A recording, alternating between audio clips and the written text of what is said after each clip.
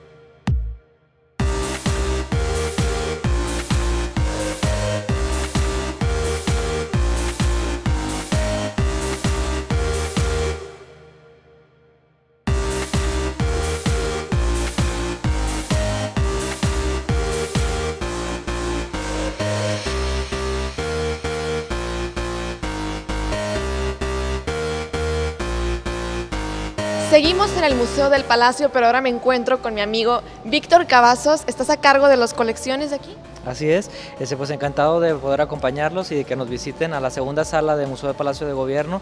Efectivamente, pues nos encontramos en un salón muy grande donde desde un principio se dice que aquí estaba la imprenta de gobierno del Estado. Entonces lo que vamos a encontrar, por ejemplo, además de máquinas originales de esa época, también vamos a encontrar documentos que nos cuentan la historia y que nos hablan, por ejemplo, cómo ha cambiado la historia desde constituciones hasta periódicos oficiales o, por ejemplo, manuscritos de la época del virreinato, todo esto. Cuéntame un poquito cómo eran antes estos periódicos, el nombre de algún periódico en especial que era muy famoso en ese entonces. Bueno, ¿y a qué año nos estamos refiriendo? Exacto, ha habido muchos, ¿no? Algunos de los más importantes, por ejemplo, fue el American Pioneer o la Gaceta Constitucional, que fue la primera prácticamente desde la época de la independencia para 1826, que ya el Estado ya era libre y soberano. Pues ya se empieza a reconocer la importancia de que un documento oficial se empezara a difundir entre la gente, porque ahí nos damos cuenta cómo históricamente la información y el periódico era importante pues para difundir las ideas y para que se fortaleciera precisamente ese sentido de democracia o de conciencia, ¿no?, de lo que estaba pasando. Entonces empiezan a generarse esos documentos. Ha habido distintos, por ejemplo en la época de la invasión americana pues incluso estuvo el American Pioneer. Entonces aquí tenemos una muestra de ese periódico que estaba escrito prácticamente en inglés y pues nos habla así, como simplemente un objeto de este tipo nos puede decir pues cómo estaban dominando los norteamericanos en este territorio, ¿no? O finalmente ya el periódico oficial tal y como lo conocemos, que hasta hace poquito pues ya se empezó a hacer digitalmente, ¿no? Lo podemos encontrar en las páginas oficiales del gobierno, pero bueno, pues ha cambiado la tecnología y entonces vemos desde máquinas rudimentarias hasta finalmente la producción pues contemporánea, ¿no?, del periódico. A mí me gustaría que nos contaras, la imprenta, la historia de la imprenta es muy larga. Antes obviamente no existían impresoras ni tinta donde se pudiera imprimir las notas tal cual en un papel. Antes era todo a mano. ¿Me puedes platicar un poquito de la historia? ¿Cómo creció la imprenta hasta como la conocemos hoy? Claro, a veces tendemos, y sobre todo por la comodidad que nos da la tecnología contemporánea, pues a olvidar cómo se ha evolucionado en toda esta tecnología, ¿no? Entonces este tipo de objetos pues nos hacen recapitular que han sido muchos esfuerzos desde la época antigua, primero para producir los papeles, que a veces pues los papeles antes en la época del virreinato eran incluso más resistentes que los actuales porque estaban hechos prácticamente con fibra de algodón. Ahorita nosotros ya tenemos papeles muy contemporáneos que está hecho con pulpa de madera e incluso los históricos todavía se vuelven como quebradizos, amarillentos, pues porque ha cambiado la tecnología, no son tan resistentes. Sin embargo, también la tecnología antes pues eran prensas muy sencillas, hasta finalmente, por ejemplo, estos que tenemos aquí en la sala número 2 se llama el linotipo o intertipo y son máquinas que prácticamente eran una fundidora. Tiene un recipiente para tener plomo y prácticamente la persona que estaba tecleando, como si estuviera tecleando a máquina, estaba generando un pequeño lingote donde estaba la letra para después hacer unas plataformas donde se pudiera imprimir. De hecho, algo interesante es que nosotros, por ejemplo, vemos en el Word, cómo nos permite hacer, en lugar de una sola línea de texto, varias filas. Nosotros pues ya no estamos acostumbrados a leer así en varias filas.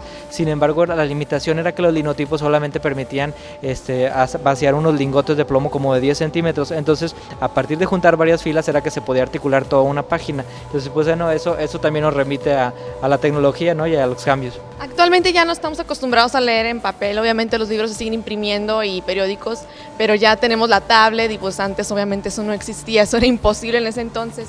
Te quería preguntar, ¿las piezas que tenemos aquí, las hojas, las impresiones de los periódicos, son originales?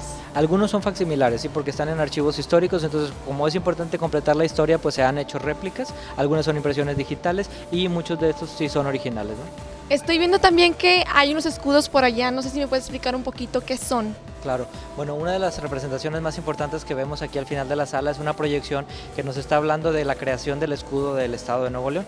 En el año 1943 se hace un decreto para que varios símbolos gráficos pudieran representar a la importancia del Estado. Entre las figuras pues aparece precisamente las abejas, como es que son muy laboriosas, pues para representar cómo la gente de Nuevo León le gusta trabajar y precisamente el progreso o ascender en el desarrollo del Estado. Aparece por ejemplo el convento franciscano de San Andrés, que estaba aquí en el centro de Monterrey, hablando pues precisamente de la llegada de los españoles, la evangelización y la llegada de la cultura de ellos. Aparece por ejemplo un yelmo también español que habla precisamente del gobierno que se tuvo, de esa monarquía, o por ejemplo las chimeneas que están en el Parque Fundidora, las 5 chimeneas que formaron parte del horno alto número 1, pues nos representan la importancia de la industrialización. Ya para el año 1943 en Monterrey ya había empresas muy importantes que le habían dado mucho desarrollo económico y que habían hecho que figurara como una de las ciudades más importantes del país, precisamente por la industria. Te agradezco mucho que me hayas compartido toda esta información a mí y a mis amigos de Zona Uni. ¿Qué les parece si seguimos con más aquí en el recorrido en la Sala 2, aquí en el Museo del Palacio? Estamos en Zona Uni. Amigos de Zona Uni, qué bueno que siguen con nosotros. Tristemente ya estamos al final del recorrido en la Sala 1 de aquí del Museo del Palacio. Lupita, platícanos un poquito, ¿qué es este lugar? Pues con mucho gusto. Mira, este espacio es uno de los más bonitos que el público puede encontrar cuando visita la Sala 1. Este es el antiguo Congreso del Estado de Nuevo León y funcionó desde la apertura del Palacio de Gobierno hacia 1908 hasta 1984. Actualmente no está lejos de aquí el nuevo edificio, que es muy moderno, plateado y que seguramente cuando paseas por la Macroplaza lo identificas muy fácil. Pues mira, Susi, este lugar, como lo puedes apreciar tú, tiene grande presencia de la madera en la decoración y en este lugar ocurrieron sucesos importantes. Por ejemplo, aquí se dio a conocer la ley contra accidentes de trabajo que favorece al trabajador y también se han hecho algunas ceremonias. En algún momento los restos de Silvestre Aramberri, que fue un gobernador y un benefactor de Nuevo León, pues fueron velados aquí. Y en este lugar, pues bueno, tenían prácticamente lugar las sesiones de los diputados para establecer, decidir, poner a consideración las leyes, votar las que iban a ser aplicables para Nuevo León. El techo destaca particularmente. Está adornado de acuerdo a la época y al estilo neoclásico en color dorado, porque en un momento se pensó que era el color dorado la suma de todos los colores. Y como puedes ver, en las paredes aparecen muchos señores muy importantes, todos en óleo, y no aparece ninguna mujer. ¿Por qué crees que sucede esto? Porque no hemos tenido gobernante mujer. Exactamente. ¿Te animarías tú? Híjole, a ver si la otra vuelta.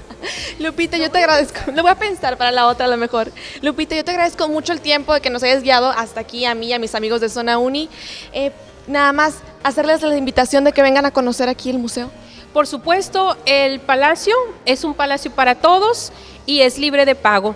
Y puedes solicitar tu visita guiada a mi cuenta de correo gpiedra@tresmuseos.com. Nos dará mucho gusto que vengas y disfrutes y uses este espacio. Lupita, muchísimas gracias. Amigos, ya saben, la entrada es gratuita y está muy padre, deberían venir a conocer. Yo por lo pronto regreso con mis compañeros aquí en Zona Uni.